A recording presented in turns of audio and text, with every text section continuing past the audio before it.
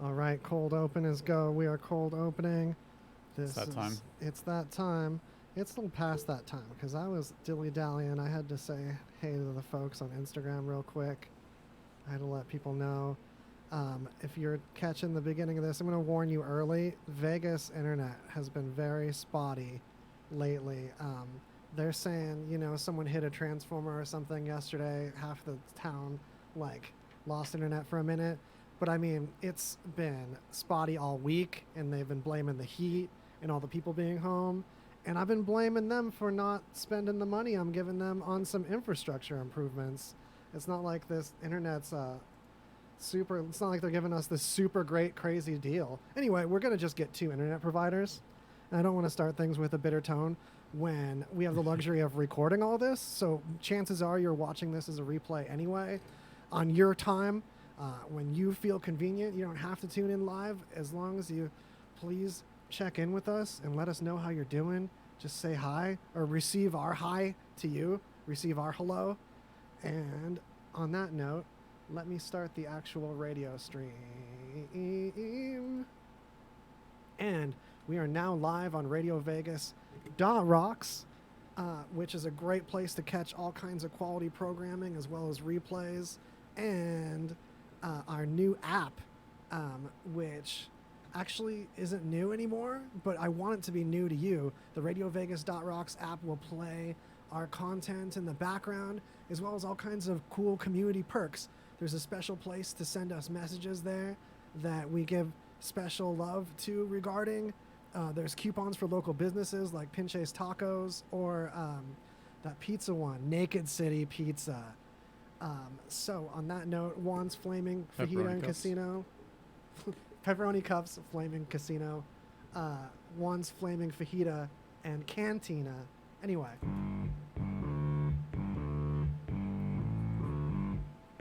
Here we go. Ow! Yep. Yeah, yeah, yeah. Like what? Those were the dudes. Those were the dudes on like, was it Sesame Street? Oh yeah. They were like, that's all they would do. There were like four of them, and they had those weird mouths, and like. Such a good thing that happened. Right. Man, maybe we can link that later because it's hard to search. You know what? You bump into it if you're looking. Oh yeah, I'll find it. Okay. What is this right now? It's Greasy Conversation, spelled the right way. Here is where we do the deep dives on the dank news. If you haven't tuned in before, welcome. You picked a good episode to start with. It's going to be a festival of reactions to things we found that sometimes here we even scope Joe Rogan. I heard two different things on old Rogan in the last week that we totally covered earlier. Yeah, nice. So if you want to find out what someone known for being late to the party on a bunch of news, we're totally ahead of that person at least. Yeah. But it's not as We're much. usually behind. Yeah. And that's what Which makes is it okay. dank. It's totally okay. And sometimes even better because by the time you hear it from us, this was like your last chance to be hip with something. Plus, after like sometimes a story has to stew. Yes. And like more details have to be discovered about it because it's not ripe yet. That's a major important point. You don't want that unripe stew news. No, you want it maximum ripe. You want that soup news. That pickle soup.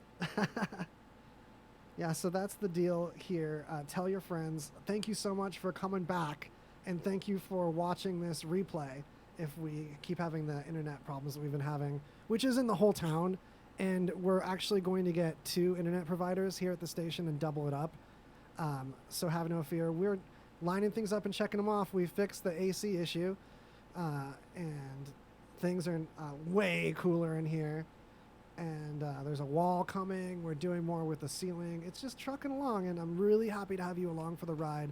I hope you can grab some friends and let them experience the freshness while it's still young, while we're still young together, and timely and all that. So welcome.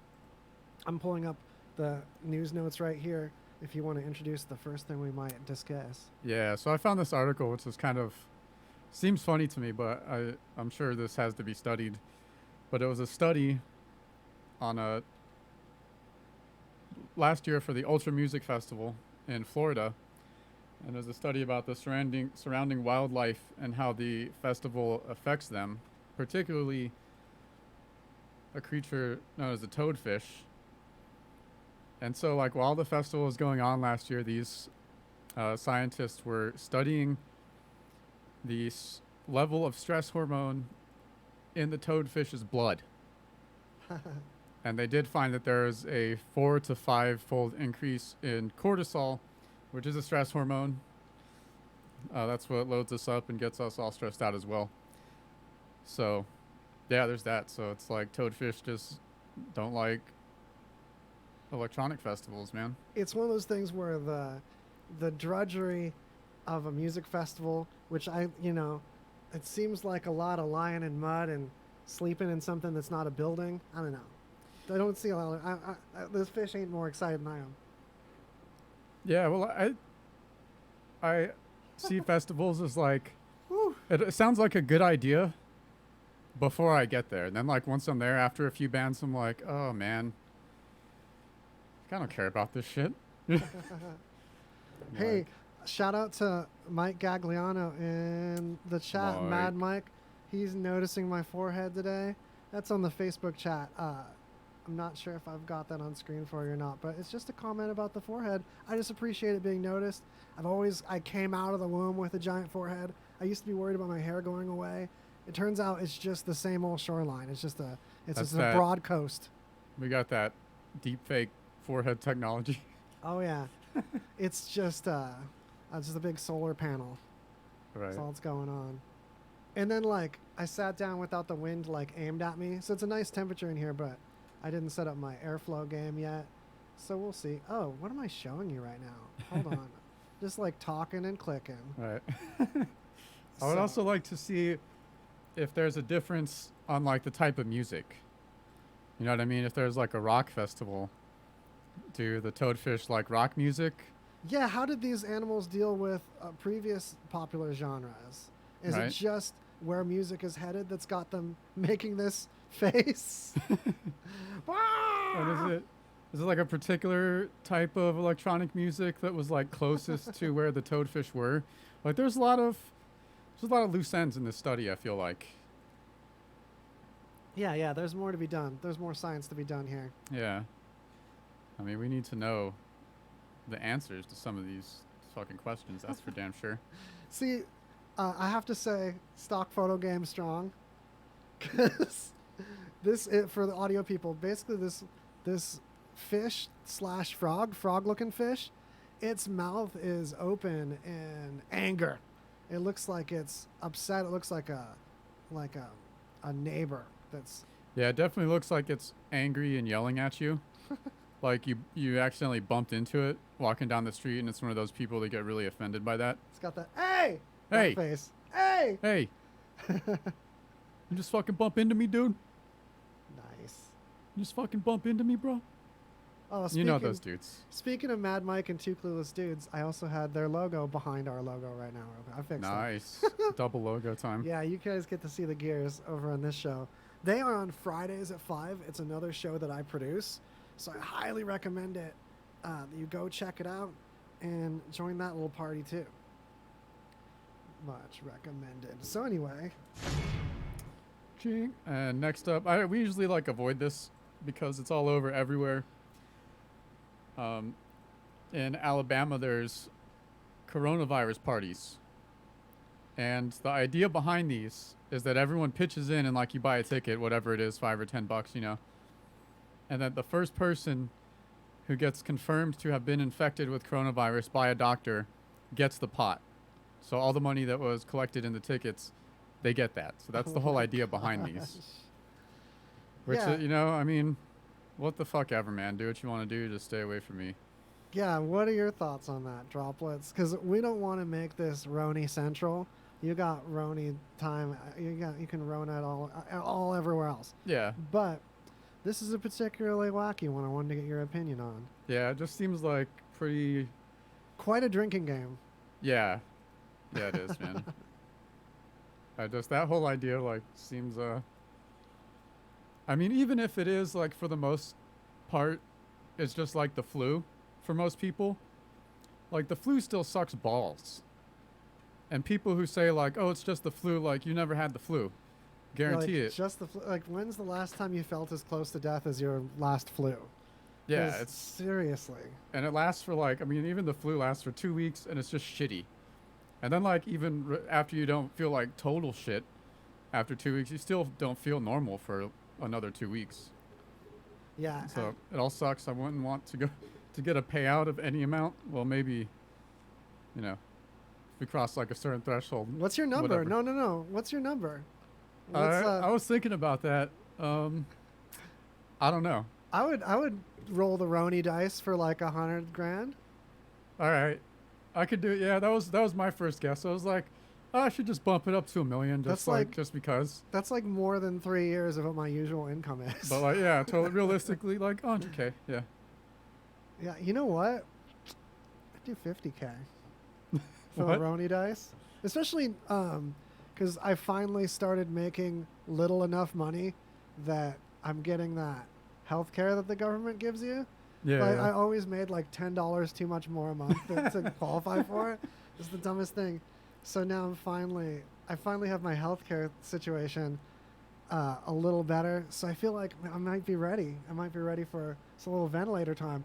Real talk though, the ventilator hose messes up your throat. That's no fun. Yeah, it does not look like even remotely worth it. Yeah, I have asthma too, so I'm already like one of those danger zone people.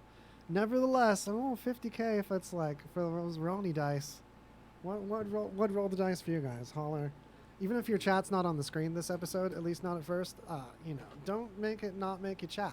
Because people can, we still want your direction and your guidance. Can't do this in a vacuum. It's the perfect time to make this your show and influence it directly, as several of our community has, and it's been great. So this is a reminder to you and me to be more community-like. As far as this goes, you can hermit it up all you want. Lord knows we like to do that, but this is our immortality. We can share it together. This is what will be a record of our personalities and how we interact with the world around us in our living days, so that as ghosts and phantoms will still exist in the memory and the history of our times that's represented in our dank little journal of America here tonight. Oh, and hi, Shit. people not in America, especially Bangladesh. Really appreciate having you. Don't shout you out enough. Thanks. Only hi to America. No, just kidding. On that note, All right, and then this other study, kind of related, but it's about THC has been shown to prevent lethal symptoms of acute respiratory distress syndrome, which is caused by the old Rona, or one of the things caused by Rona that results in people's death. So they've been doing these studies in THC preventing these, or this lung disorder in mice for the time being. So maybe it shows promise with humans. I mean, this, I have to say, like, hella told you so. Not you.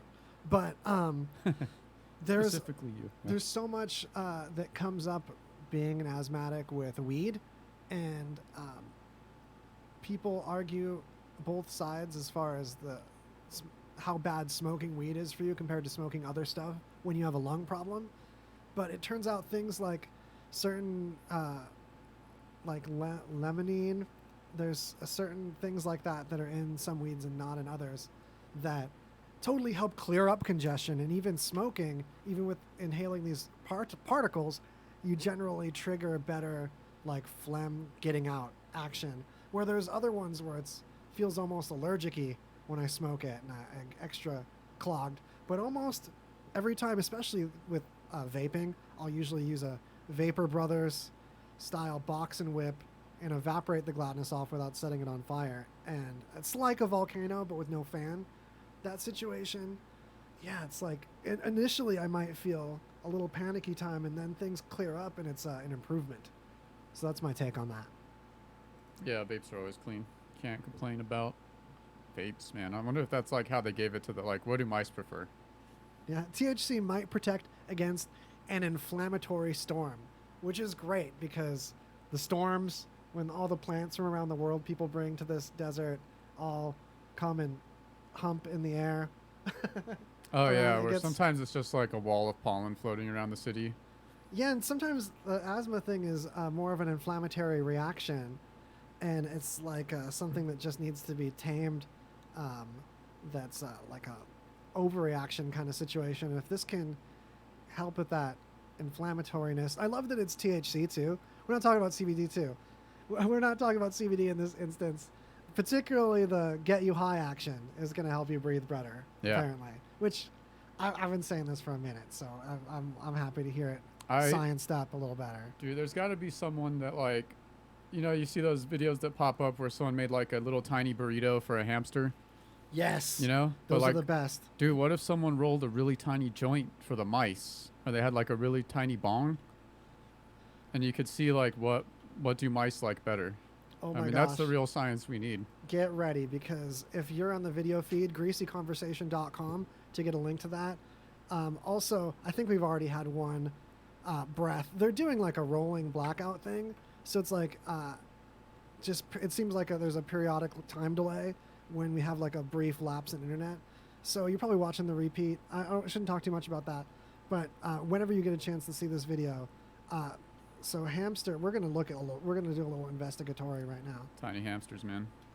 Hamster with a tiny joint, because I've got the burrito up and ready to show you all. If you haven't seen hamsters eating a tiny burrito, but I want to see a tiny joint. Has the tiny joint thing already been done? And I bet like We have to know right now. I bet the hamster would just eat it, or the mouse would just eat it. You know what I mean? There's still going to be a moment where it looks like it's smoking it. Man, these hamsters look really cute, but boy, do they bite. They bite so good. Yeah, they're kind of like terrible pets. Terrible honestly. pet. Terrible pet. Especially the robo hamsters, which are the little ones. That, man, look at that little nugget. So cute, but boy, will it bite you. Guinea pigs are way better. Look at this small animal harness on this hamster. That hamster is either drugged or stuffed. That's not a real hamster wearing that harness. I always like see this question asked, but I've never seen an answer. Where do hamsters exist in the wild? I know this for guinea pigs. Yeah. Guinea pigs, we don't know their original common ancestor because they were domesticated by humans so early, and they were like a livestock animal. So guinea pigs were like pocket cows. And in Peru, they would grow them and raise them in drawers. Huh. So you just have these drawers of these little livestock fields, and then you skew them up, and it's like a tiny little rotisserie on a kebab. Yeah. They still eat guinea pigs in like Chubby little fellas. Like Philippines or some places in China or something. Did you say you used to eat? No. Oh, okay. Some humans on this earth currently. Definitely do in Peru. It's definitely. Is that what I'm thinking of? That's Could the be. original. So real quick, this tiny burrito thing. I've just got it on the screen for you folks while we talk about some stuff. This guy all excited about the hamster approaching this. This burrito looks like a joint, and his plate is a poker chip. This is fabulous.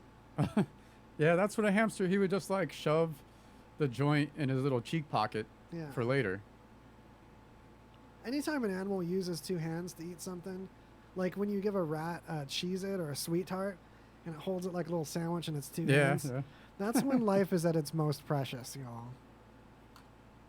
It's true. Yeah, this guy's having cute overload. I'm with him. Heck yeah. Oh yeah, he knows he did a job like well done, man. Yeah. All right.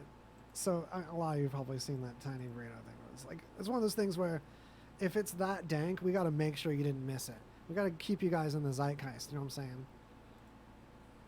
Whoa. Cute.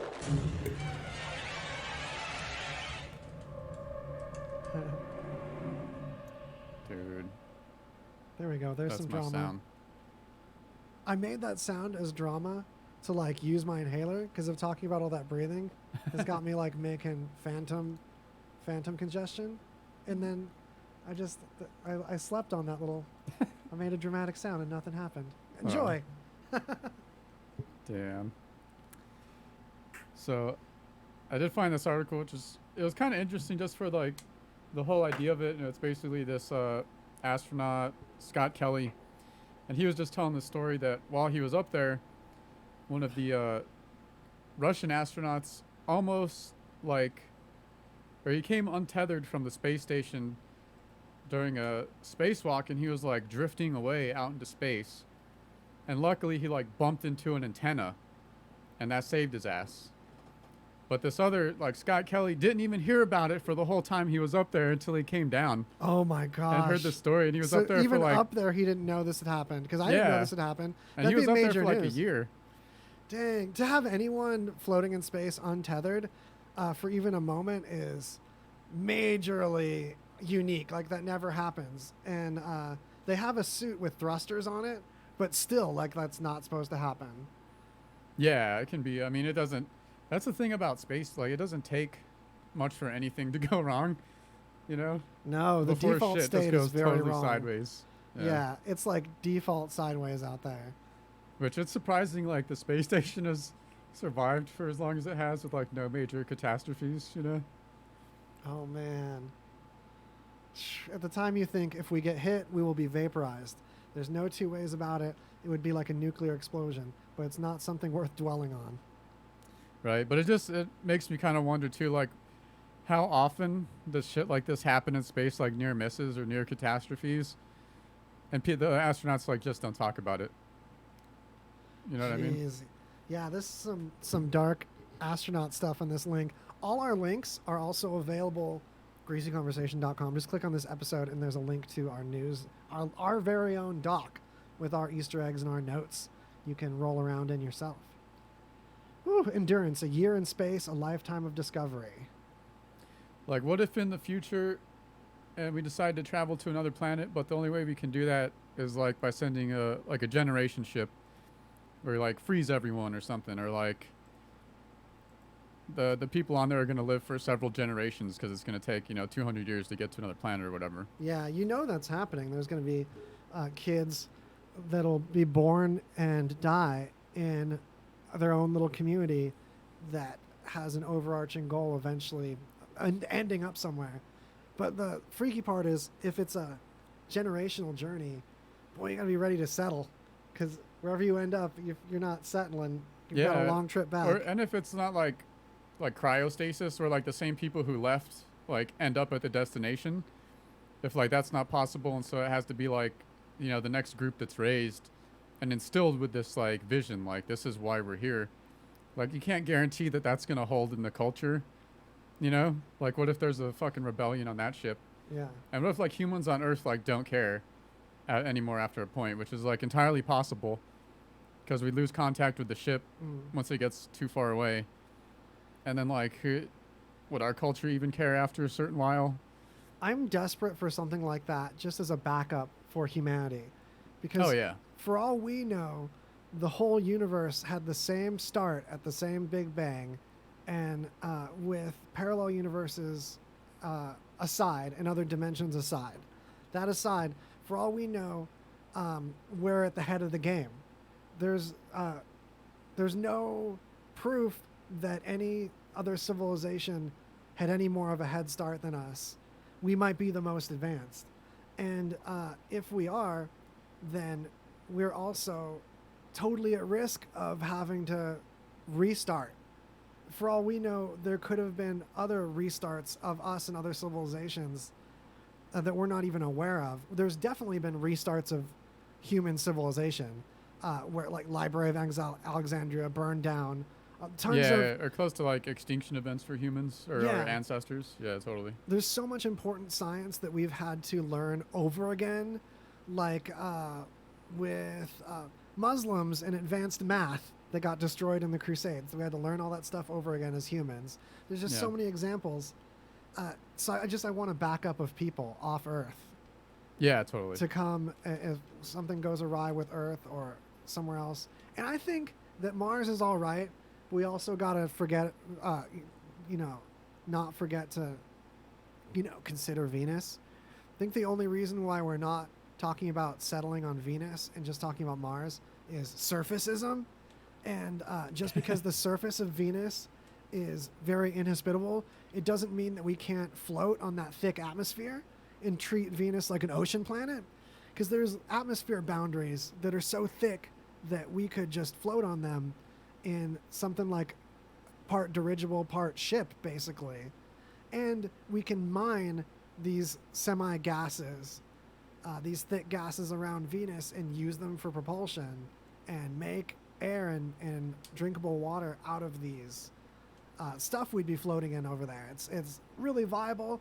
It's a softer landing to try to land by just increasing in buoyancy, and then float back up to another boundary layer. It's just beautiful. What if you could make like little jetpack shoes so you could kind of like float on that surface and like skate around on the surface, and it's just kind of this thick like people surf it, dippy like boundary. Man, it so sounds awesome. amazing. Like, yeah, Venus sounds way better than Mars. Like, Mars is just fucking dirt. Yeah. Just more dirt. Everywhere you go, it's fucking dirt. And it's going to be dirt forever. Maybe some of the dirt will get wet eventually. Yeah. Oh, we could only hope. We'd be so lucky. But wasn't that like Lando Calrissian? Didn't he have like a floating place? Like Cloud, wasn't it Cloud Town? Yeah, Cloud Town specifically. Yeah. Yeah, holler if you've been to Cloud Town. Shout out to Mikey in the chat. He mentions all planets matter. Yeah, we can't be surfacist, you guys. Right. I think it's time we should jump into our first. Dang, we're already a fourth of the way over. It's insane. So, yeah. Hey, everybody. Brendan from the Brendan and Kevin Show here. And I am here to talk to you about the Cush NC noise-canceling headphones from Kicker Audio. Now, I just purchased a pair of these bad boys, and I gotta say, these things are so awesome. And to prove how awesome they are, I have traveled all the way to Germany to this really loud and terrible Polka Fest. And I want to click on this button right now to show you how good they are. So, with this little click, and just like that, all the noise is gone. These things are so awesome, and you can only get them at kicker.com. So I want you to go to kicker.com and check them out. They have some of the best headphones around. So if you're like me and do a lot of audio from home recording, live radio, anything of that sort, go check these out. But Kicker doesn't just do headphones. They got your car covered. They got your power sports covered. They even got your boat covered. Who doesn't want a kick-ass sound system in their boat when they go out to Lake Mead and throw an awesome boat party? So go check them out, kicker.com. Tell them RadioVegas.rock sent you. And in the meantime, I gotta find my way home. I don't know how I'm gonna get back from Germany in time for the show. But until then, see you later. Attention timeshare owners. This is an urgent consumer alert from the Timeshare Exit Hotline, a national company specializing in helping consumers legally get out of their expensive timeshare contract. Our experienced partners are offering you a way to legally get rid of your timeshare. You'll never pay another timeshare maintenance bill again, and all your obligations will be terminated. You can begin saving today. Even if you've tried another company to get rid of your timeshare, call and see if we can help you. At the Timeshare Exit Hotline, we only accept payment after an agreement has been made to get you out of your timeshare. Make this complimentary free call and learn how our honest partners can help anyone, anywhere, legally get out of their timeshare nightmare. 800-741-8026. 800-741-8026. 800-741-8026. That's 800-741-8026. What is Jesse Ray's Barbecue? Well, it's a tiny, unassuming place with a modest menu of platters, sandwiches, and house-made sauces. Located at 5611 South Valley View. By the smell alone, you're going to know you're in the right place. Come try the award-winning slow-smoked ribs, chicken, pulled pork, hot links, and brisket. The sauce is also something to talk about, as you will want to eat it with every bite. Here's a tip. Their sauces are available for purchase. When people ask you, how do you like Jesse Ray's Barbecue? You'll say, like most people I know, I don't like it, I love it. Jesse Ray's Barbecue is 100% legit. Stop on by for a meal that will satisfy your barbecue-loving lips. Mention RadioVegas.rocks for 10% off your order. Jesse Ray's, located at 5611 South Valley View on the corner of Valley View and Russell. Come in, take a bite, find out why they're so award-winning. Hi, I'm Todd, a child of the 1970s and your host for K-Todd. It's my 70s radio show that plays the music from the me decade. We'll have lots of memories from those 10 great years with moments from TV and the movies. And your requests. Call me anytime and leave a request or a comment and you could be on the air at 1-315-665-1970. And stay tuned for the next fun look at the 70s on K-Todd. Be sure to get your mix of music. Listen to us with the RadioVegas.rocks app available at the App Store. And check out our VIP card, interact with us in our chat room, and scheduling of our RadioVegas.rocks shows, plus podcasts. It's all available on RadioVegas.rocks app. And we're back. It's Greasy Conversation on RadioVegas.rocks. We got the chat on screen if you want to holler us. If you want to holler us on the video, greasyconversation.com to get involved with the video time, but also we're here as an audio format to hang out with you while you might be cleaning the kitchen, scrubbing the car, studying and relaxing and chilling. We're there for all that, but most of all to make sure you're not missing out on any of the dankness going on in the unfolding of American history before our eyes, but just the fun stuff. You've got the other stuff other places. We've got the space. We talked about astronauts, talking about robot overlords, talking about hamsters. So we got the space and the wildlife and Space hamsters. yeah, we're talking about cultural things. You know what you're here for. And let's dive back in. Behold.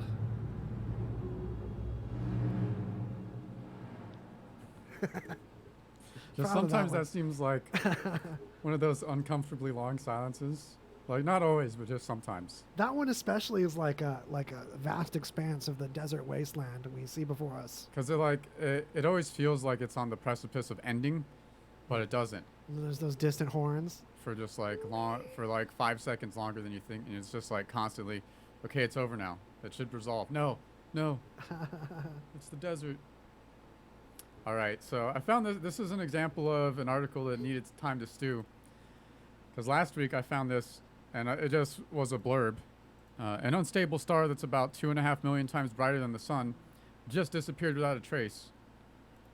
Excellent update. And that on was like this. the whole blurb yeah on yeah. MSN. That's all we had at first. And we then so followed this. I did find another one earlier this morning, actually, just to double check. But I mean, that's basically it's a study. It's a star that's been under observation since like 2009 or so, and it's just kind of interesting because it's so bright. And yeah, they went to look at it again, and it looks like it's totally gone, which is like strange for something so bright to appear to have disappeared entirely. There's this amazing artist's impression of this star. Again, Gizmodo's coming with the photos. Another thing we do is critique these stock photos in these articles. Everyone, man, I love it. Yeah, sometimes they're a cop out. There's an artist rendering of this disappearing star here. It's amazing. But for all, how sure are we that this isn't like, was this confirmed by multiple telescopes? This wasn't just some hardware glitch kind of thing? Yeah, it's certainly not a glitch. Wow. There's a few reasons it could. It could be hiding behind like a huge cloud of dust. I mean, it's really far away. Yeah. So a lot of shit could be in the way, which they should still be able to, depending on the size of something in between. You can still usually detect things due to like light bending around, large gravity objects and stuff. So it should be somewhat detectable, but it's not at all. Or they think it could have like maybe turned into a black hole without supernovaing, which would be like only the second time that's ever been observed. Yeah, I've got a note on that. If a supernova-less transition into a black hole is the case, it would mark the first known example of this happening to a massive star in a low metallicity galaxy, meaning not a lot of metal in that galaxy, and it's a massive star. Smaller star might do that, I believe. I feel like there also might be something with like consistency of the material. For example, if you've ever heard of laminar flow, Holler in chat, have you heard that laminar flow? So laminar flow is something water will do if you've got all of the molecules traveling in one direction really organizedly. For example, if you run water through a bunch of straws all facing the same way, and it doesn't have air bubbles, you can get the flow to come out and hit a surface and just spread. A lot of fountains do this. A lot of fountains where the water hits and it doesn't splash. It just perfectly spreads and it makes a perfectly transparent rod of water. That's laminar flow as opposed to turbulent flow. And I'm wondering maybe if this star just was like really smooth and really placid, if it could just kind of relax into a black hole. That's my totally uneducated theory. If it was just like a depressed star and he's like, all right, I'm just going to turn into a black hole now. Yeah. Like, I was reading about this the other day as like a psych thing. Like, when, like a passive suicide, like I'm just going to allow. Oh, yeah, where someone like doesn't actively, Yeah. but they put themselves in a situation where they get killed. Mm. It could be one of those. I thought it would be fun if the dude from Despicable Me stole it. If that was his biggest heist. If I can take a warm moment on that, sometimes I just feel anhedonic and like maybe some cool stuff happened and it was great, or like fun birthday time or something neat happened with a friend or something, and then I'll be left, and I think it's like totally goes hand in hand with bipolar, but I'll be left just unable to feel like joy or pleasure or excitement about anything for a spell. And just if you felt like that, no, I'm feeling you over here. That happens to me sometimes, but it eventually goes away. And what I try to do is just do something that I remember enjoying, and then see if I rediscover it or something. But sometimes it's just a matter of waiting it out and just trusting that I won't always feel that way. Yeah, I usually find like going back to, like you said, something familiar and cozy. Yeah. You know, that just like can always get you in those, or in a better mood, you know? But you don't always have the luxury of that. Sometimes it's still action time and you've got to stay busy and you've got to stay surviving.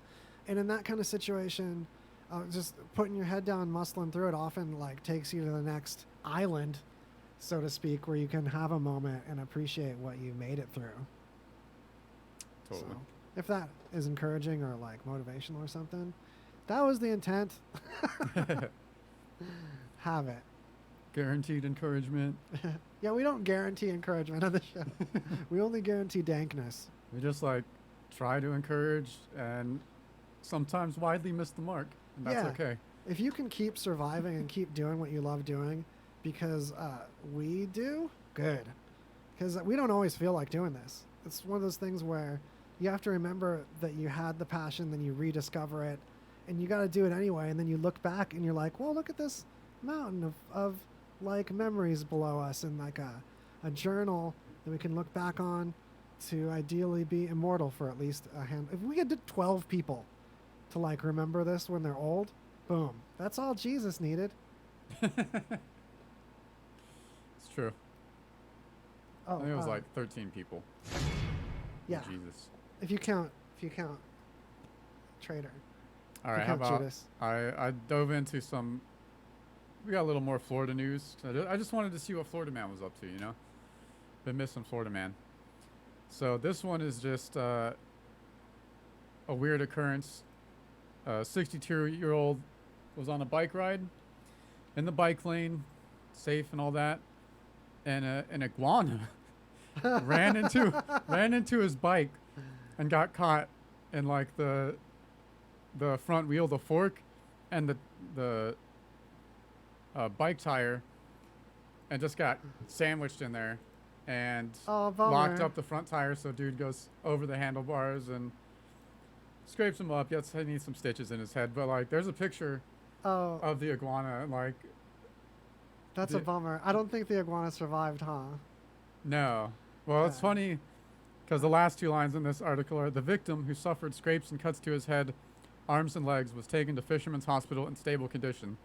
The condition of the iguana did not appear as stable. Oh man, Obviously. Speaking of wanting, like, having a death wish, that iguana, like, what would make you think to be near any of that? Right. I doubt that tire just like lapped him up. That iguana was like getting in there. I think that iguana was like in deep with his bookie. made some bad bets on the at the track, and just had to escape it somehow. There's something with rabbits in the desert. Certain desert towns, Apple Valley, where I grew up, was one of them. There's a couple years where there just wasn't enough predators and a massive overpopulation of desert rabbits in that particular area, and they would jump in front of the car. It was the weirdest thing. Like, they would go back and forth in the road to try to line up with in the way of the car as I was actively swerving to not hit them, even at like slow speeds. What if they like played their own version of Frogger, but they played for high stakes? They're terrible at it. High stakes raptor. Hopper. Yikes. That's a thing in Vegas too, is sometimes people try to jump in front of your car. It's spooky. Yeah. Not to make light of like dark things a ton on this little segment, but it's a thing. So what if it's actually that like reincarnation is real, and once in a while like you remember that you've been reincarnated, and so you just like freak out. You know what I mean? I honestly believe there's a version of that in our genetic memory, because one of the biggest differences between humans and other animals we consider like less intelligent than us is that we come out dumber. Relative to our adult intelligence, most mammals come out with more capability wired into their genes and more of their brain pre-wired. Yeah. Whereas we have the most blank brain matter that can be wired up like anything. Like an FPGA for you electronic and allegoriers. We come out like all FPGA, and it takes us longer to gestate and longer to prepare for adulthood than other mammals. And that's because that has something to do with at least how important it is for humans to predict the future and be up to date. And genetic memory became kind of obsolete for us. It became more beneficial to do dances and sing songs as a tribe to lock in with our kids where to go to hunt, what tree to use to build the roof of the hut, and all these things. We would song and dance them into tradition and just reprogram them with each generation. So what I think that relates to with my original point that now I'm stalling because all that was foundational for something we were talking about that I spaced on. Lost it. Yeah. I hate when that happens. I think that has something to do with the way that It was about reincarnation. it's there. Thank you. So I think that we still do have things ingrained in our genes that we carry with us. I mean, there's certain things like smiling that like people just do, like across the world as a human thing without it needing to be trained to you. And there might be more little nuggets like that. The more we discover what can be imprinted on. Okay, let me get more direct. Example time.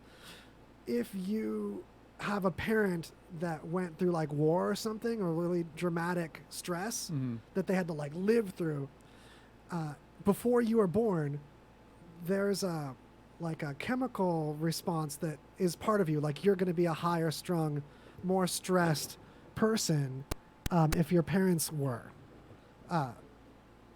So in that way, it's sort of a trauma memory. There might be more details to that memory than just this imprint of feelings or just this tendency to respond emotionally a certain way or not. And it would be like because you just respond to a certain stress chemical in a certain way. Well, not only that, but there's full-on images and sense and way more specific data that has transferred from generation to generation with animals and human tests, like an aversion to a certain color or image or look of a predator. Oh, yeah. If the shape of a predator's face can be retained in genetic memory generationally, then a human equivalent of that, say, would be indistinguishable from a flashback to a past life. It would be the life of a genetic ancestor and not like literally something your soul did. But how different is what your soul ended up being than that ancestor's soul anyway? If you consider it to be like this combination of the body and this emergent personality, calling the soul something like that, I mean, that's scientifically a past life. Yeah, that's an interesting way to look at like past life and how people have those experiences. Yeah, it could be very detailed genetic memory. And it only has to be a glimmer. It only has to be the slightest thing, and your own experience will fill in the details. You'll dream, okay, you might remember orange hair around the eyes and put the rest of the tiger together. Yeah. That might be all you needed in your genetic memory. I have the weirdest comfort driving, just sitting in a car for a billion hours, and my last name means wagon driver. So, I mean, there's got to be connections like that. Yeah, yeah. I found out, I love water features, and it's a bunch of seafaring people in my past. So there's things like that. It's interesting. I'm all about it. Genetic past lives, man. Quick holler in the chat. Aaron Archer, previous guest, great episode. Aaron, what's up, man? One to check out. There's a Hell search box in the bottom of greasyconversation.com to look for specific episodes for stuff. That's a good one. Shout out Phil Adams. Mad Mike again said, what do you call a bunch of black holes? A sound garden? No, just kidding. Sorry, some restream destroyed some ASCII art. Sorry about that. Thank you for trying. And yeah, onward. Wow, are we already halfway through? Oh, snap. Yeah. Holy crap. I apologize that we don't have our guest this first half. We'll bring him back. Whatever happened, we'll atone. He's one I'd give several shots to. So just checking in on that. Anyhow, should we Bob Thornton it up? Yeah, give me one sec. All right. We got new ones for you. Real excitement. Bear my name. Evil Knievel. Hi, it's Waz from Greasy Conversation. Did you know the pioneering stuntman Evel Knievel, the world record motorcycle jumping father of extreme sports himself, lives on spiritually in the satiny dough and hearty brick cheese of the pizza that bears his name? Evil Knievel. Evil Pie, that's E-V-E-L, on glistening East Fremont Street in the heart of downtown Las Vegas. They've been thriving here since back in 2016 because, unlike our hero, it's not dangerous. The flavor isn't even risky, but it is braggadocious. I get the world-famous Snake River special with rattlesnake sausage. Honestly, it's great. I do love it, and it makes me feel like a mighty conqueror of perilous beasts. Vegans, don't tune me out. This place is known for their vegan pizza too. So get over there. Just make sure you check the RadioVegas.rocks app first. That app will have new specials just for RadioVegas.rocks listeners. Show them the app and satisfy your lust for excitement. Moments CBD is a local business in North Las Vegas with essential natural CBD products that helps with pain, anxiety, inflammation, and so much more. Their team of experts can help you with all your CBD needs. Moments CBD also carries washable medical masks and hand sanitizer with 70% alcohol, vitamin E, and aloe.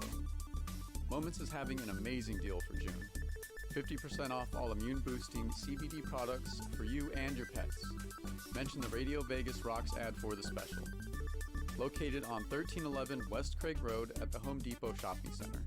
Call 702-463-1616 for more info. They care about your health. Hi, I'm always on the go, and I need the one thing to help me keep moving. s5e14. That's right. It's an all-natural energy mix that comes in a tube.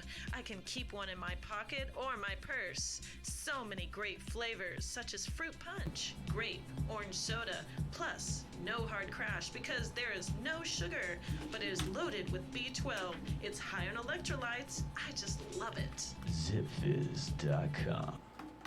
Yeah, zipping our fizz. Fizzing that zip.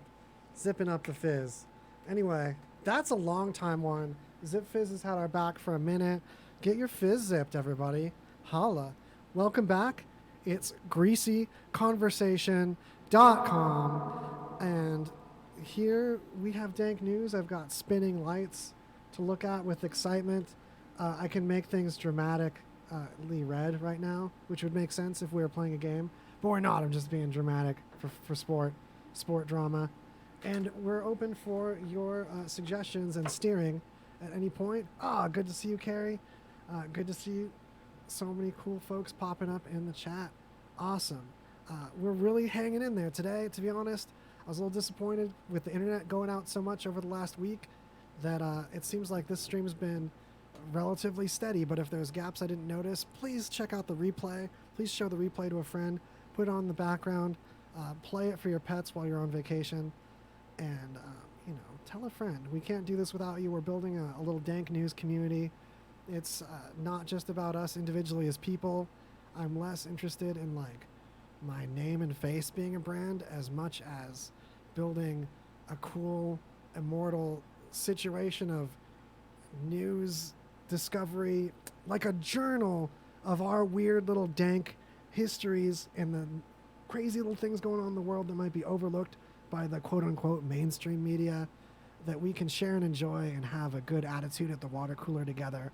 That's my fresh introduction, and welcome back.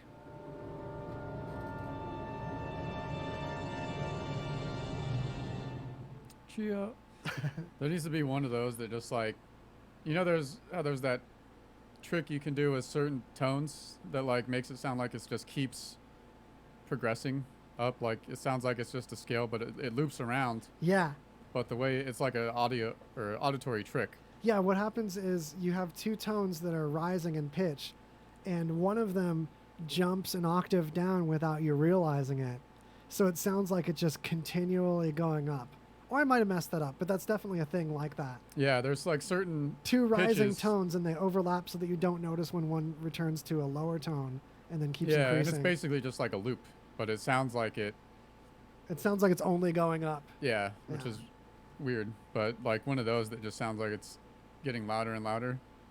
It goes on forever. Yeah, and it messes with the way humans perceive some things in a circle instead of linearly. For example, every octave we perceive as repeating back to the same note. So like a C sounds like a C sounds like a C, or like they always go along, even if they are double the frequency with each one. So multiples of like double, which I'm wording this ridiculously, but you know what I mean. We just perceive the same. Same thing with color. Pink is a hallucination. Pink is not ever one single color in real life. We see two sides of the spectrum, blue and red, at the same time as we perceive that as pink, because we see the color wheel. We see colors as looping around. When we get to the edge of our high frequency color, we start perceiving that as having a relationship with the edge of our low frequency color perception in a circle. So, believe it or not, that's part of what's so exciting and alluring about pink. And in fact, some people, myself included, if I see a pink light in the distance, I'll actually see a red and blue light next to each other. Oh, they really? separate. I don't know if it's my glasses or something that happened with my brain, if it has to do with hallucinogens or what, but especially like a really pure pink light source in the distance, I'll see as two lights. Is it like, do you like the flaring that comes off? Because sometimes when you see light in the distance, it's like different. Yeah, there'll be like colored spokes flares coming off the side. Yeah. Yeah. No, in this case, it's just literally like two ghost copies right next to each other. That's interesting. One blue and one red. That's crazy. Yeah, like it'll blend if it's part of like an LED sign until like a certain, like a dot of it might be pink, and then those will spread out. Yeah. And like neon lights that are pink do that. It's weird. All right, so real quick, just because I gotta throw this one out there, but Kanye announced that he's running for president in 2020. Yeah, I know this is mainstream news, but we got to bring it up because what do you think? And I just, I feel like this is just Kanye's version of like my thing where after I've been in bed for like 3 hours and can't sleep, like I'm finally going to write that novel that I've been wanting to write my whole life, Yeah. I'm determined. It's that middle of the night, like, why aren't I like this all the time? It's just like that. Yeah. Because he's already missed the boat on like, like you can't just like announce you're running for president and like get on the ballot in every state. It's a process. He hasn't actually taken any steps. Yeah. He's taken no steps. The thing is, it's a little bit disappointing for me because I'm used to Kanye doing something like this to hype whatever the next album is. Yeah. And usually he tries harder. And I feel like this is classic Kanye announcing something big like running for president to get, or doing something crazy. Or in one case, I think he was genuinely going through a difficult time emotionally. Oh, yeah. And I absolutely have no problem with taking this tough time and spinning it around for marketing and selling albums with it. Use a difficult time for the best. I don't think that's wrong or gross. I think that's like a good human endurance thing to do. In this case, I feel like he really should try harder to actually run for president, even though it's hopeless, for his own album hype. Like, just as a as someone who's an admirer of his marketing technique and strategy and just what he's done as a businessman. And also, I think he's super talented. But you can't deny, he would even say, some of this he's stumbled into and just done the best he could with things that I think were generally tough for him. I think he legit has some like bipolar issues I can totally relate to. And he comes off crazy and unstable sometimes. And he does great things with that. I think he uses it and it's good. But that's not what I want in a president for sure. Yeah, right. No offense. I would love him in a cabinet to get some artist views and to have someone representing surviving through mental health difficulties. Because I feel like Kanye is a huge like public figure to look at for comfort in knowing that not everyone has like an easy time with their head, even when they're successful. Yeah, I mean, I don't know. I've always been kind of like the person to shit on Kanye constantly, and I don't like shy away from that. But I like, I mean, I understand he goes through like some difficult times and all that. So, yeah, I'm the Kanye apologist. I just shit on the dude because like I just had to be a hipster about it, Like I started being a hipster about it just shit because it was cool to shit on Kanye, and I just never stopped. But I even his last album, that gospel album he released, like I listened to it to give it a shot, and I just didn't think. I like some gospel tunes, like gospel can get like funky, But I didn't think it was all that great. So funny. I'm like totally speaking up for him, and I totally slept on that album. I heard song one from that album. It's all right. I have no clue. It's pretty short. But I mean, if you're, I guess, listen to it if you want to, I'm having a Drake resurgence, to be honest. Especially the chill Drake, like specifically anything where he doesn't have a cameo of anyone else on it. Or like there isn't another artist on the track. Yeah, that's when I like. How many tracks are there? Was that like one track per album though? No, a lot of them it's just him. Yeah, I don't know what my era is yet. I'm still like piecing it together. It's still forming, but like, chill stuff like Hotline Bling. It's like really mid tempo. That's my Drake lately. Just not my jam. For what it's worth. Do we have any mainstream or less mainstream media recommendations? Do they come up naturally? I'm not going to force a media recommendation. Yeah. I'm having an argument with myself here in the corner. Thanks for putting up with it. All right, so we got now this new one. Let me cue it in. All right, go ahead. So this is a pretty interesting neurological condition that I think is probably like up for debate, but it's called blind sight. And so basically, this guy who is he had some kind of like, or he had 2 strokes in quick succession, and then after that he was blind. And so he, had to use a walking stick to get around and all this. But for some reason, it doesn't really explain why. The psychologist placed this guy, who's known as Barry, in a hallway full of obstacles, like chairs and boxes and shit. And they took away his walking stick, and they just told him to walk through the hallway from one end to the other. Right? And there's a bunch of shit, so you're expecting a blind dude to like fall all over the shit. No, he avoids everything perfectly, like he can see it. But he thinks he can't see. So there's something weird happening in his brain where like the visual information is getting into his brain and is getting processed up to a certain point, but the conscious awareness part of it, like it doesn't get there. So in his case, it's not like he's echolocating. No. Or anything. He's using his eyes and seeing the objects and avoiding them, and is just unable to perceive. Yeah, so like he can't consciously recognize what he's seeing. The visual cortex is in the back, and all of your conscious, like steering the ship stuff is in the front. So it's like really not implausible for there to be a disconnect with all that distance. Yeah, and there's a few different people who have they found that have this condition. And there's another interesting experiment where they had a a guy with this condition, you know, as a test to like find out if he was actually blind or if he had this blind sight, where they put him in front of a screen and just displayed objects on the screen and had him guess from a series of choices like what he didn't see, just what he thought was on the screen, which for him I'm sure seemed weird. And he was able to do it. I don't know if they had at like a high enough percentage that it wasn't random. Wow. So I don't know. I can't remember if they put like the percentage here to where it like definitely looks like he can see, at least partly. You know, so there's like this subconscious part of the brain that can like steers us around and make decisions for us that can get this visual information, but like you just don't know. You're not which is really weird about consciousness.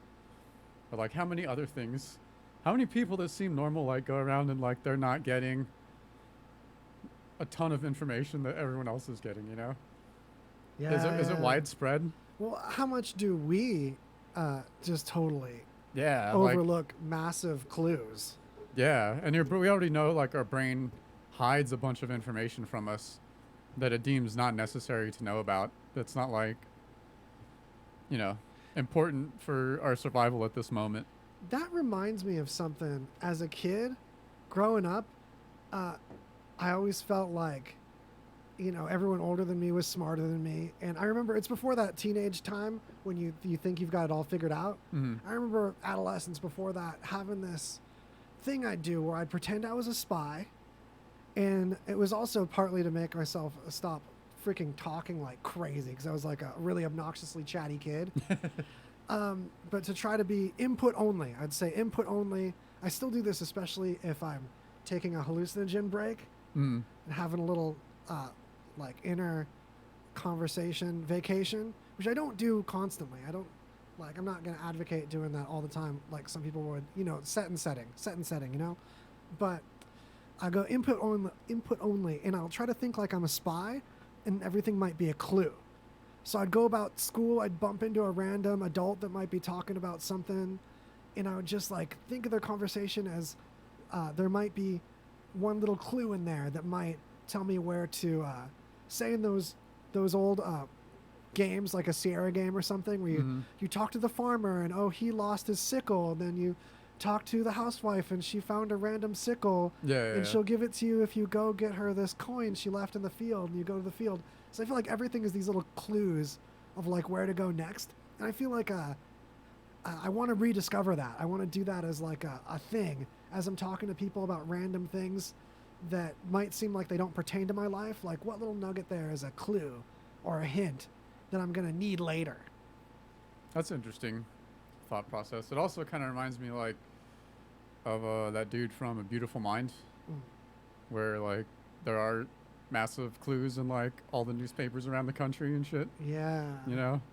On like just everywhere, there's clues everywhere, and it's all some like huge code you have to crack. Well, there is a type of schizophrenia that's like that too. That I've dealt with firsthand in a couple of people in my life, like not me personally. You know, you'll attract a certain kind of person if they're like a family member or something. Sometimes. Yeah, totally. So I've seen this a couple times, but it's I think it's in the paranoia family, but you see clues of something. Like in one case, there's someone that there's a mutual friend that she was positive had like secret plans to run away with her, but in person this person was not interested in her and actually started actively avoiding her because they were being stalked by her. And she was so sure that this person was like she'd go to the gas station and there'd be like a postcard on a rack that she was sure him or someone that worked for him planted as a sign to her. Anything like any man, that's heavy. Yeah, even stuff that he said would have like a secret thing behind it that meant the opposite, and it just everything in the brain justified like that end goal. Yeah. Wow. And whatever evidence, even if there was directly the opposite, would get twisted to fit in with this narrative, like just forced into it. That's intense, man. Yeah, it's one of those things where you can't just pop the bubble on someone like that either. You have to kind of play along to a certain extent, lest they like have a total breakdown about it, and then the breakdown doesn't even solve it. They just reach this moment of clarity where they're once again sure of it. without the Yeah. right treatment. There's right treatment for this. I never found it. And it's something that I just got away from, but something I still like hurts in my heart that that's a thing. Yeah, it's just, I mean, yeah, you can't even trust your own brain, man. No. Well, we're not built to. We're a hive entity.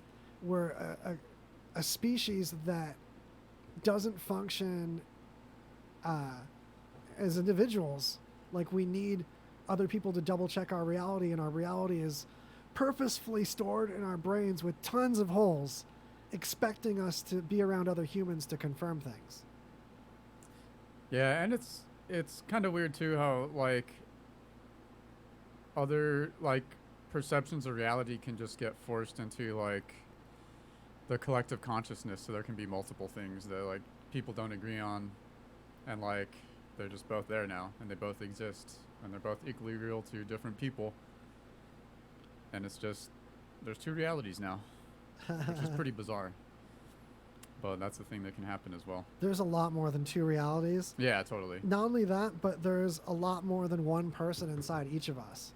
Yeah. And the healthiest people mentally are the ones most aware that they have to deal with more than one of themselves at different times. You have to not screw over tomorrow morning's self, thinking that that's some other person that's going to have to deal with that, because that's our default.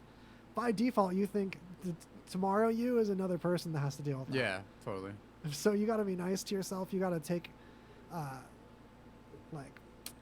be true to yourself, I guess, is really Like what I'm getting to. Like past me is the fucking worst. Yeah. Which means present me is the worst. About that. But also like, or that like all of your friends know, and your family members even know, like a slightly different version of you. Mhm. Or it could be totally different depending on how you are with different people. And it just, I mean, some of it's natural. Like we have just humans have the tendency to like even match like speaking patterns of people. So if you have a group of friends that like have a southern accent, you'll kind of take on a twang, and just like subconsciously. In things like that, perpetuating valuable thought patterns, that's a form of immortality. And the people, the way that we live in everyone else's eyes is nothing more than what we would appear to do in response to different situations, how we would react to things, and what we would output. So if that output continues and those reactions continue after our death, as far as what we appear to the outside, as far as we're like not any more dead than we always were to people. They can still get fresh data and interactions that are like us in other people, if we exist in other people, or if there's something like this talk show where people can see how and get an idea for how we might have responded to certain things. That's all anyone ever knew of us anyway. No one's ever seen our inside. No one's ever seen any more of each of us than how we've been on the outside and how we've responded to things and what we've outputted and what we have output intellectually and creationally. You know, I'm LY in all kinds of words right now, but you follow me. So if that perpetuates, say in our family members that we, like my passed away father, all the attributes of him that continue in me, I mean, that's a given. That's like a kind of a trite version of immortality, but there's something to that, like zeitgeisty. There's something to however much people ever knew us. So it's like we don't even die as much as we thought we'd die, because we were never even as alive as we thought we were to others.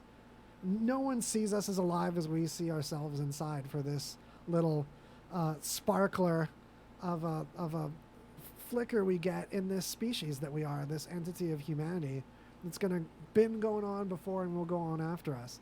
But it doesn't mean that we're not significant while we're in it. It doesn't mean that you can't have a little bit of hedonism to enjoy it while you got it. Might as well. Yeah. Shit, man. Take that how you will. It's like it's trippy too, when you mention like the things about your dad that like live on in you, and I wonder if that just happens to everyone. Like, and as a kid you grow up and you're like, I'm never gonna be like my parents, unless you have cool parents, I guess. I don't know, and they're great people. But I was very much of I'm never gonna be like anything like my parents. And then I noticed I have tons of mannerisms of my stepdad that I just like grew on me. Cool. And I'm just like, fuck, man, fuck. And that's not even genetic. That's just a close influence. Which is, and it's just like, it just happens. Yeah. And like, no matter how much you say you're not going to be like a person you're around all the time, like you pick up their behavior and mannerisms and all kinds of shit. Trippy, man. Which always like trips me out. How much are we really in control of ourselves and what we do?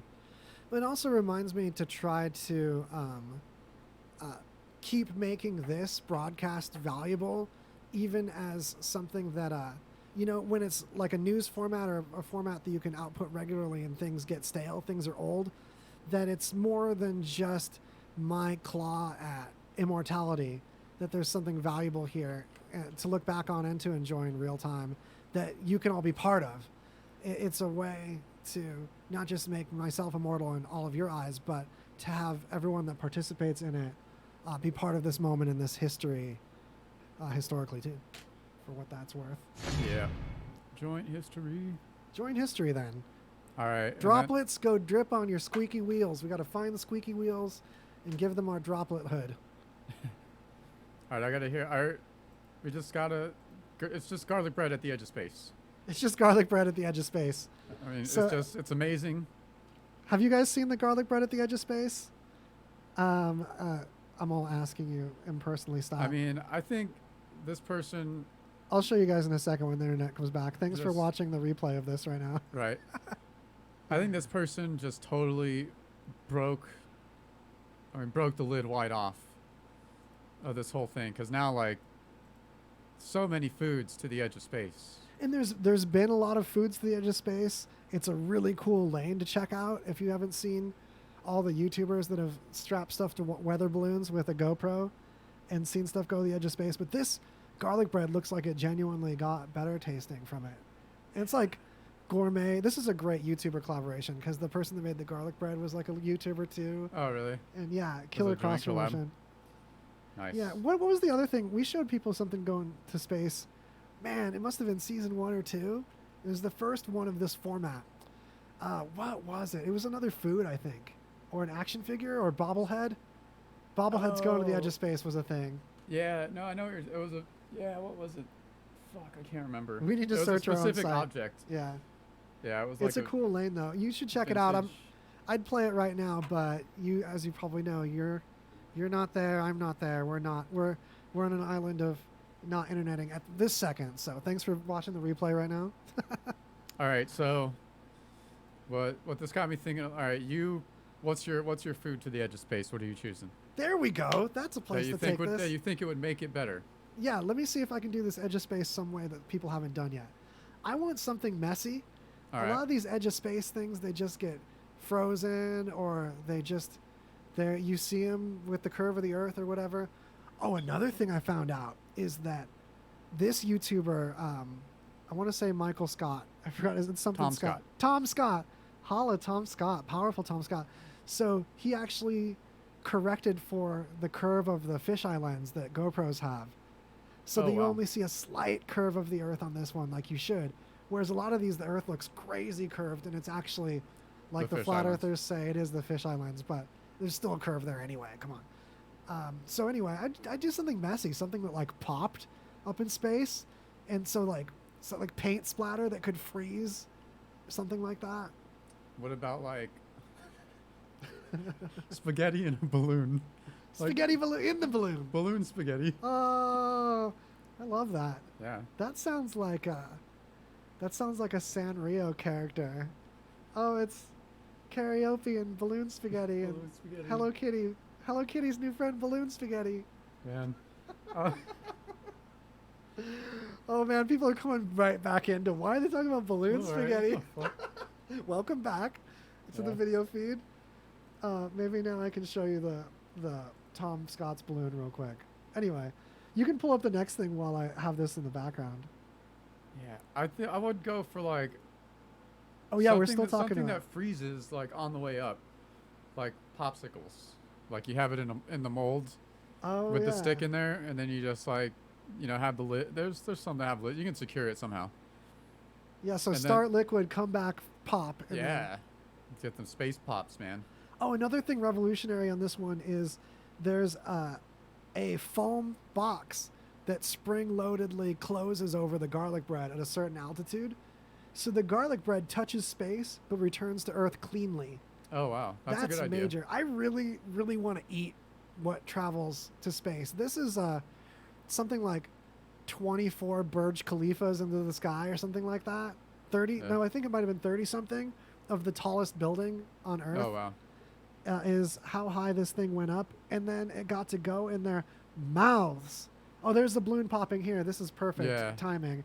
And that's rad. At a certain point, as it gets closer to the ground, the thing snaps closed. So yeah, let us know in the chat what you would want to put into space or what you'd eat from space. I love your popsicle idea. I really want to try space spaghetti. This seems like it could be like the next wave of like high-end restaurant stuff. Just that like super snooty, like where they get all the crazy, like freeze all these like individual components with like what the fuck is that? The nitrogen? Yeah. What is it? Oh, okay. Space in it. We could do this with liquid nitrogen. Yeah, I was liquid thinking nitrogen.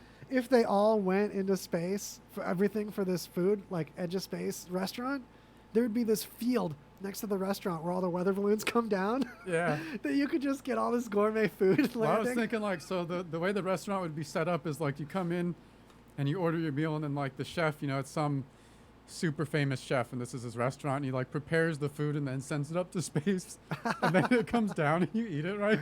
I love this. Dude. And it's like 3 Michelin star restaurant. Just like it's on Diners, Drive-In and Dives. Oh, I love this idea. In the middle of Flavor Town. You know what I'm saying? In the heartland of Flavor Town. Right? Shit, man. Oh, I'm all man. about it. Holy crap, we're already to news chug hour. We actually have a lot left to get through. Yeah, we do. So we can do...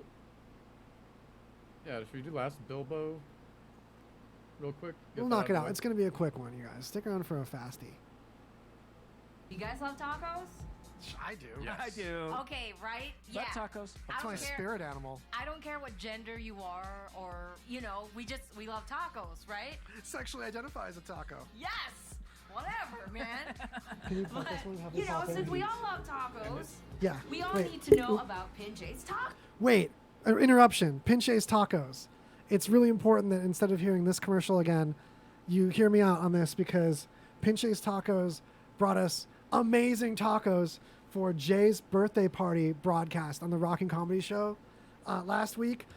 Holy crap, they brought a tin of them. Even I was warming them up all night and it was such a good experience. Pinche's Tacos, they really delivered it real and they deserve a manual shout out directly from me of thanks. Pinche's came with the power and I'm super grateful to them. Pinche's Tacos. Hell All long. Next one, sorry. Hey ladies, when it's not raining men, it's always raining tacos at Juan's, Flaming Fajitas, and Cantina during their daily happy hour from 3 to 7. If things get a little too hot from their authentic Flaming Fajitas, you can visit their outdoor dining area and cool down with one or dos Corona Ritas. If you're feeling spicy, be sure to order one of my personal favorites, their fresh tableside guacamole, which goes perfectly with their homemade chips and salsa for 1 or 2. Visit Juan's Flamin' Fajitas and Cantina on Facebook or in the real world at 9640 West Tropicana. Proud supporter of the Rockin' Comedy Show for 2 years and counting. Big or small, they do them all. It's Motor Mission, family-owned and operated machine and radiator shop. At Motor Mission, they offer complete radiator rod and repairing, rebuilding, replacements, and manufacturing all in-house.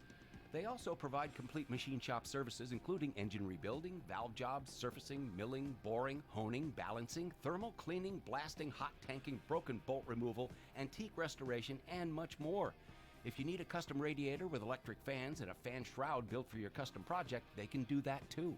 Motor Mission works on anything foreign and domestic for autos, industrials, RVs, heavy equipment, power sports, antiques, marine, racing, street rods, hot rods, stationary gen sets or power units, and large mining equipment.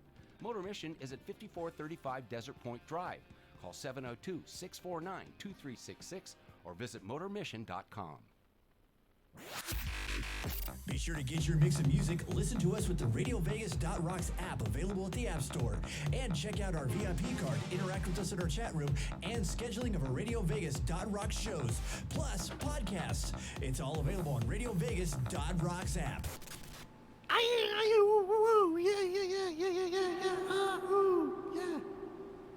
It's Greasy Conversation, the talk show on RadioVegas.rocks. Welcome back.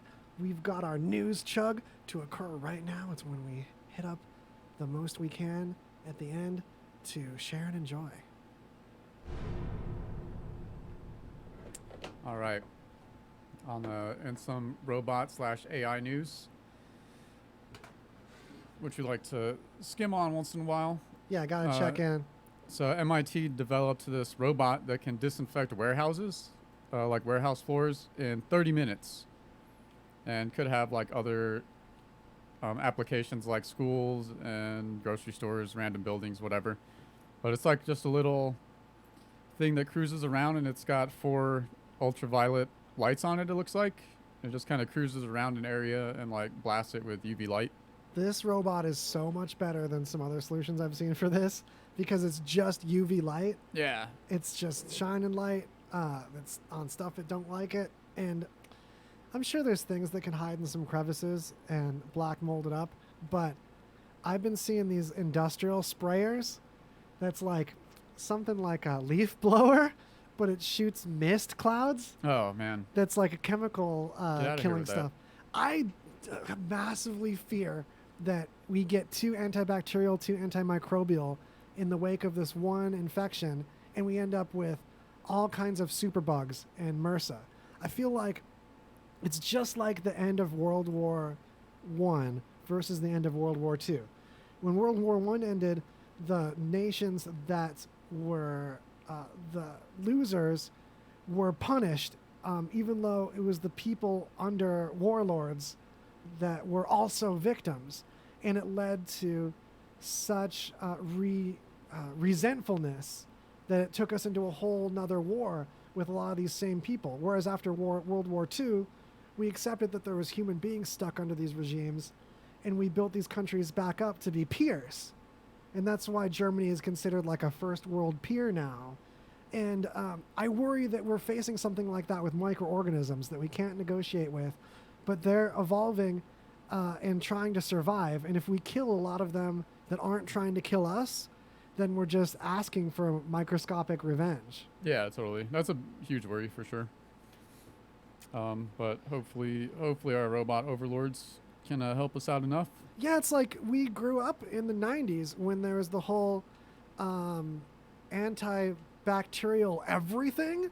Yeah. And then the arms were thrown up in the early noughties, and antibacterial soap was suddenly bad again, and people were all, be careful with the hand sanitizer everywhere because people are getting MRSA and superbugs that we don't have things to combat. Yeah, which antibacterial stuff has like nothing to really do with. Yeah, it's not even a bacteria, and there's important bacteria in our guts that we need. Yeah, and doing all that, like, I don't know if like the antibacterial stuff, the soaps and hand sanitizers, like those aren't really as big of a worry as like antibiotics, like not bugs adapting to antibiotics. Yeah, overuse of antibiotics is a way bigger concern in that category, but I feel like they're next door. And I feel like all that stuff is for hospitals, and in your home, you've got to be able to like tolerate a certain amount of viral load. I feel, not that I don't wash everything, I already wash my hands a ton, and I disinfect things periodically or whatever, but I feel like if you go too crazy with it, you can definitely risk setting yourself up for something you can't combat. Yeah. I do feel like this robot I want to see more like friendly robots, man. This robot's not cute enough. Yeah, he needs like a friendly face. It kills. It's a robot killer. It's a war machine against, microbial stuff, but still it's genociding as it goes about this warehouse. It should have like at least a cowboy hat or something. Right. Because it looks cold and dark. It looks like 4 glowing rods on a black cylinder of death is what this thing looks like. Yeah.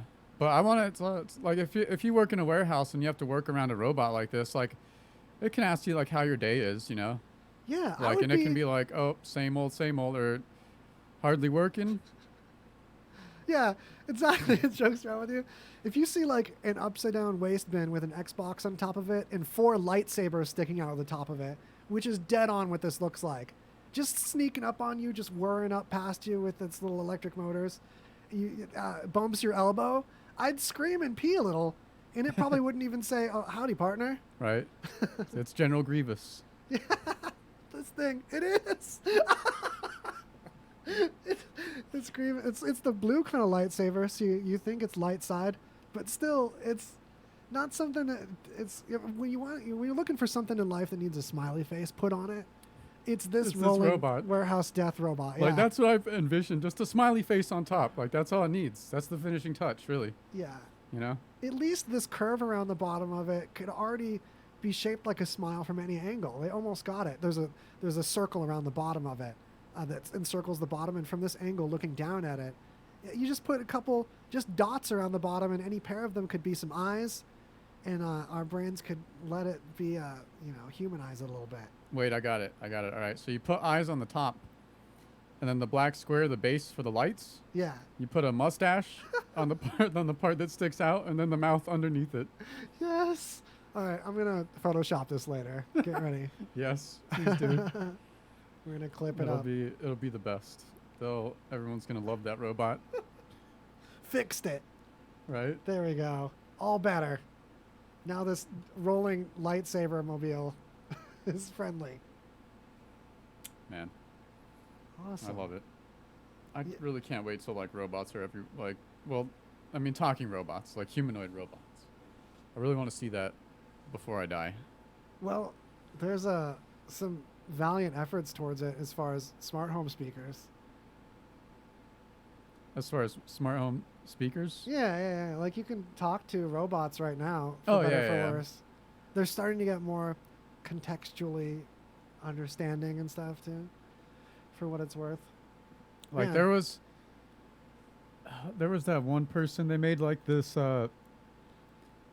female robot, and it was pretty realistic looking, and just to see if they could get it to like learn how to talk to people and like converse properly, and it was like part of the program was an AI that was built to do that, and it would have these weird moments where it would just kind of like start talking about this like past that it had when it was like a little kid, and its brother, and so like it actually had like a past life with events that had happened.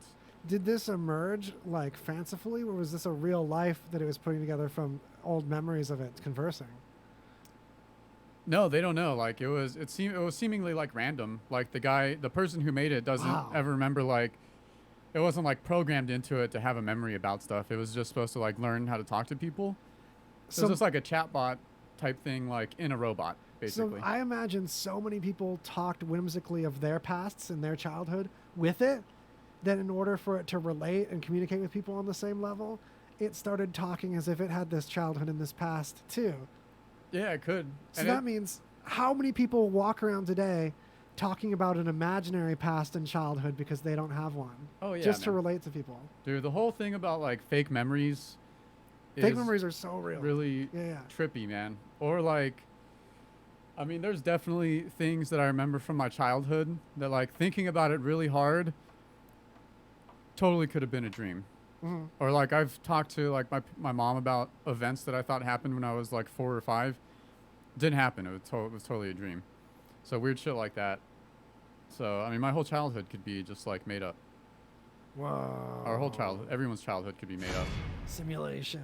Dude, we could have never been kids. Like we could have been created like a week ago even, man. And just remember having done all these shows. Whoa. Are any of our past episodes even real? Right. Why don't you confirm for yourselves out there?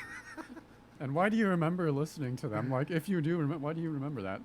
Yeah, are you even sure? You should double check. Right. That's the best ploy for revitalizing views in old shows ever. Right. Can you just help us out finding out if they're real or not? Man, this angle is hilariously Dutch today. That camera It looks like a Pomeranian dog looking at you quizzically. It's like this is the Kubrick angle today. Love it. That's that Kubrick angle. So more AI. There's an AI now that we're working on. I'm trying to involve myself with the scientific community, but there is a procedure or thing with AI that is for ethics. Basically, you might be able to incorporate why did I type this like this? Conversion, greasy conversion. That's yeah. It's supposed to be like some mathematical formula that can be applied to AI for certain things, like developing. Well, that way you don't have insurance prices, like pricing insurance, like if that's totally like automated, instead of doing like what's most efficient to make the most money, it would actually do what's the most ethical. So how exactly it does that, I'm not sure, but it's what these researchers are claiming to have developed. And I hear you out there saying, whoa, there's already ways that can go awry when an AI might think, okay, this is the best for humans to wipe out this swath of humans. I think it's a little bit more nuanced than that and more evolved as a thing. Because there's you step back and it's clear to us what ethics work for humanity as a whole the best without with the idea that the individual is precious. You just add that one little chunk to the equation that individuals are valuable and it's fixed. So I don't think the AI going rogue, especially when you look at the math of humanity's kindness, the fact that the majority of people are good and what you can consider generically good, have good intentions, want what's best for humanity. That's most people. It's just that the rogues can be the loudest and can get the most attention. And also, they're important. There are things that might seem roguish in a certain period of history that end up being crucial for humanity in the future. And then there's genocides and stuff, so it's not all good, but... And like what's weird too is there's like a lot of, and I know that this like program doesn't apply to like just ethics across the board, but I mean, I'm sure things like this will be discussed or tried to be created for a lot of ethical situations or programs that would deal with that. But like, it's not always like clear cut. And like you were mentioning, like the individual is precious, but up to a certain point, like we have to change our perspective on that. Like, is it worth saving like one person if 1 million people are going to die?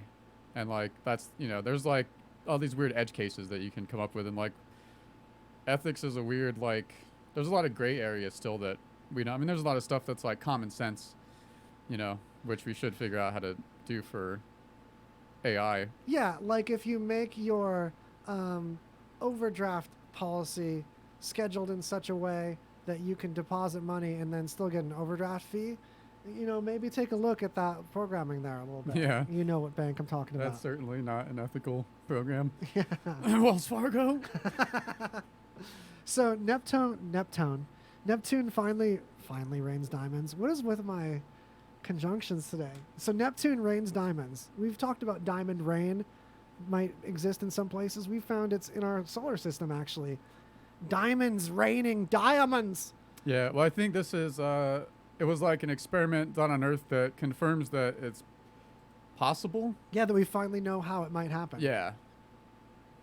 Now I personally don't know how it happens, but we as people finally know. People do that royal we. Yeah. Yeah, I'm all about that royal we. I get to jump in there and feel like I accomplished something. This is the festival. If you want to be part of the royal we, you're in the right show for sure. This is it. And then last quick one on the AI docket. Researchers created an AI system that can predict epileptic seizures 1 hour ahead of time with 99.6% accuracy. So for people who do suffer from that, they can have like a little app on their phone even. I don't know how they... I'm sure they have to wear something or have some monitor stick to them. Yeah, do you know what type of measurement it does to detect this? If it's motion or camera? I think this says it like depends on EEG. Oh, perfect. Tests? Yeah, so you basically just need electrical connection. Shout out Good News Network. to your heart.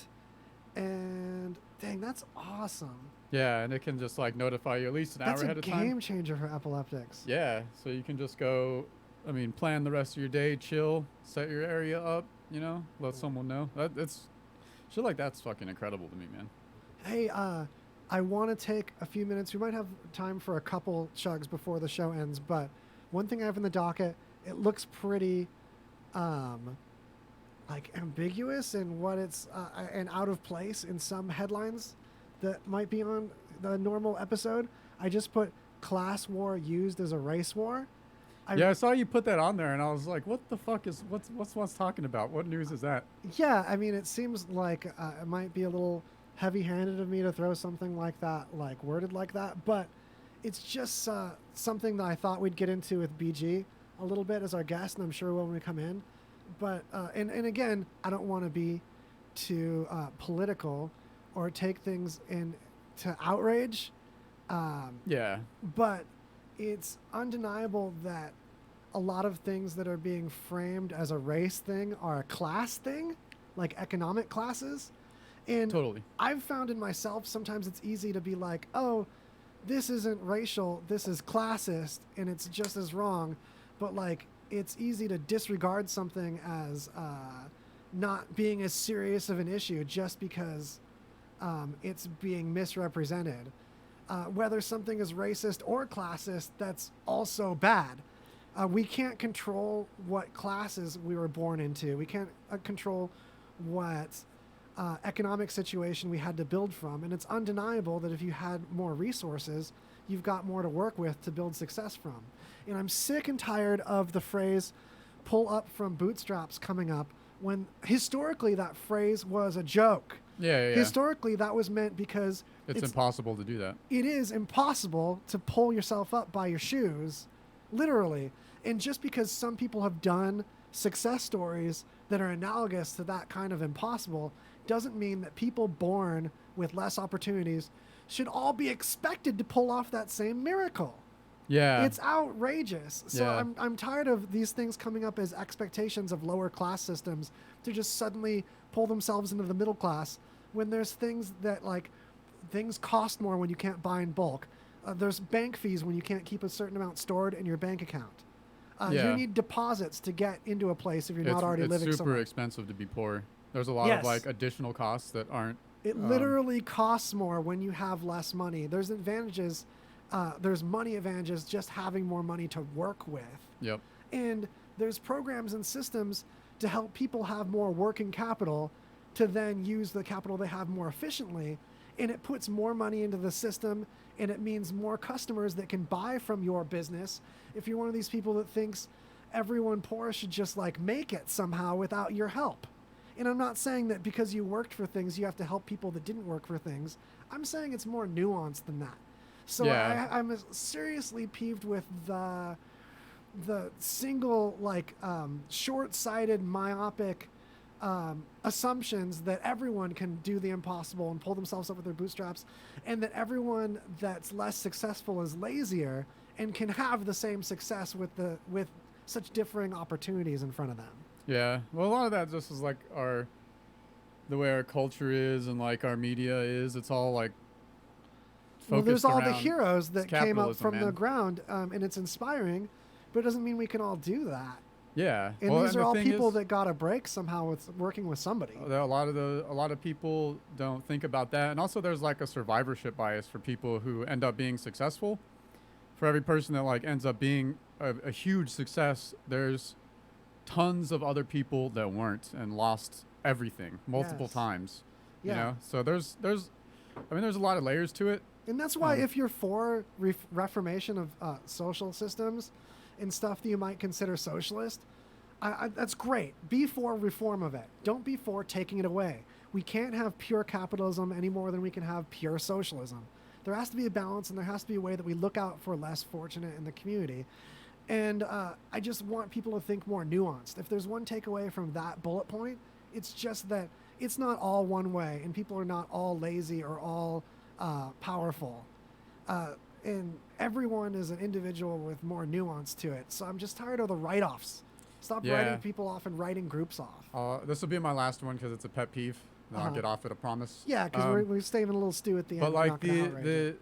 the comparison with like socialism all the time, or like all right, first of all, we're like the most capitalist country on the fucking planet. Yeah, and socialism is an absolute. It's such a bad word for it's being used for things. Nothing like anyone has suggested, like economically or politically in the last 50 years, is remotely close to socialism. Like yeah, like real socialism, even if it might be socialist. It's a scare word. Yeah. I mean, like during the Red Scare it was communism, and then socialism leads to communism, which like isn't true. And a lot of social programs, I know you're getting to this, like save a lot of money. A lot of times the best thing for capitalism is to have social, regulation for one thing, to keep it in control and to keep all classes participating. Because when you have capitalism that only the upper 10% can participate in, then there's no longevity in that because you run out of customers. Yeah, totally. Eventually, but anyway, that's it. A little bit of social programs sprinkle around, keeping everyone participating at least. Actually, like benefit, like food stamps is a net positive. Even though you pay people money, like it ends up getting recirculated and ends up as positive. It does. For the economy. It makes money for everybody when everyone can have food. It makes money for everybody when everyone can have health care before they suddenly need free emergency room health care. It costs 4 times as much. Yep. Free preventative health care is 1/10 the cost. And that's why other countries can do it. It's not just the fact that they spend less on their military. And it's not just the fact that they imprison 1/10 of as many people as we put in prison. Hey man, you gotta hit them private prison quotas. Yeah, you gotta make money with this prison economy. We could totally go off the fucking rails here. But we're not an outrage show. That's why we're just doing a few minutes of this at the tail end. Yeah. Just to be real with y'all. Yeah. Gotta once in a while do that. We can't be all rubber chickens all day, all the time. All right. In this environment. How about some Florida man? Okay, this is a good one. Fresh Florida. All right, so this dude was at Disney World and got busted trying to use a stolen debit card. What did he do with that debit card? So when he got confronted by the police, he tried to eat the debit card. All right, and of course is like not going to be able to do that. And then so when the police stop him, they search his pockets and they find a bag of white powder, and he just like right off the bat just said, "All right, I'm not going to lie, officer, it's cocaine." Just right away. Yeah, no problem. Like, you could have ate that probably. Yeah, I've been fine. Depending on how much. Don't eat a bunch of cocaine. Yeah. It's dangerous. But you'd have been better off than trying to eat a debit card, man. Yeah, the debit card you can say you found. Someone dropped it and you wanted to like call the bank and return it. Yeah, they'll just pull up the cameras. There's cameras everywhere in Disney World shops, I'm sure. Oh yeah, you're trying to return this stolen debit card by sliding it through a lot of slots and buying stuff? Yeah, I was just making sure it was. I just making sure I needed to return it, because like if it didn't work anymore, like why you don't need to return it, right? Yeah, don't worry. Yeah. So, I just love that shit, man. Eat the Coke, turn in the debit card, not the other way around. Yeah. Totally. There's your lesson there. Eat Coke. That's the takeaway. That's the hashtag of this episode. Yeah, totally. Eat Coke. That's the thing that happens sometimes is it's not, you don't always get to pick your hashtags. Yeah, right. It just happens. Hashtag eat Coke. So then there's this so in Wauchula, Florida, a resident has been paying, or they gave a resident permission. He's been paying to spray the streets with hydrogen peroxide. Yeah, what? To help combat the old COVID. But wait a minute. I didn't think hydrogen peroxide killed anything. It's I don't just think it does bubbles. either. Yeah, the whole point with hydrogen peroxide in a wound is that, correct me if I'm wrong, but the baddies ride the peroxide bubbles to the surface. That's what I understand. Or you oxygen deprive them? Or it can like pop them. They can help like explode cells. Yeah. Oh, yeah. There's... but even still, like, I don't think it's like very effective against COVID, or we would have been like doing that. No, why? So it's just some guy who like thinks that it might be. And somehow he got the stupid city to let him do it. Yeah. Or fund it. Yeah. Well, No, he's been paying for it. Personally. Oh my He just really thinks it helps. Which, I mean, I just like anyone who thinks like whatever helps. Can we just spray. have, yeah. Can I just like spray Kool-Aid everywhere? Yeah, No, totally. I'm telling you. We don't have to talk telling to any doctors or any scientists or anything about it. We're just gonna. We feel it. The Holy Ghost told me to spray this crap down. Right. Oh, and then Jurassic Park time. There was what? All these. There's this collection of like insects stuck in amber, Oh, I'm trying to search for that in the news. I'm like, what? and it's just cool. Like, oh, sick. quite a lot of them. Oh, wow, this is beautiful. You guys should see the pictures of these insects in amber. It's really psychedelic looking. Yeah, totally. And you can scroll down. There's quite a variety of them. Wow, fabulous. So definitely time to get a Jurassic Park on again. Nice. You know, I had a great time the first time. An okay time the second time. Yeah. Michael Crichton, if you guys haven't read the books, it doesn't have to be Jurassic Park books, but Michael Crichton's writing is a roller coaster ride. I highly recommend. Yeah, dude, you know what? Like one of the movies, like s5e. Oh, s5e is such a good book. Yeah, the book is so much better than the movie. So spooky. The movie, like, kind of did it, but didn't really get the, like, vibe of the book. Yeah. You know, like, they just didn't have time. But the book is, like, has a way, yeah, just a better atmosphere, man. But, I mean, that's movies for you that are based off books. A lot of them don't translate well because you have to just get the gist of a really long book, you know? Yeah, true. Well, hey, I really appreciate you all playing along for as the chunks that we had liveness, and thanks for watching this recording and being part of this. I really wanted to snuggle up with y'all extra and let you know what it means to me to be part of the show, because we can't do it without you. And sometimes things get easier as you keep doing it. Sometimes things get harder and harder, and we've had a lot of challenges putting this new studio together, and yet it's kept getting better and better, and we couldn't do it without you all and your help patronizing our sponsors, radiovegas.rocks. Click on any of the banners to get them involved, and we really appreciate you. Stick around, tell a friend, and that's it. Alas, it's been a delight, and BG will drag him on again soon too. Shout out to him and the fam. Check out his music linked below, and resources for doing creative endeavors. If you need a professional music person to get a beat produced for you, or just generally get your stuff up to that next level, he's got texts and techniques for you. All right, later on.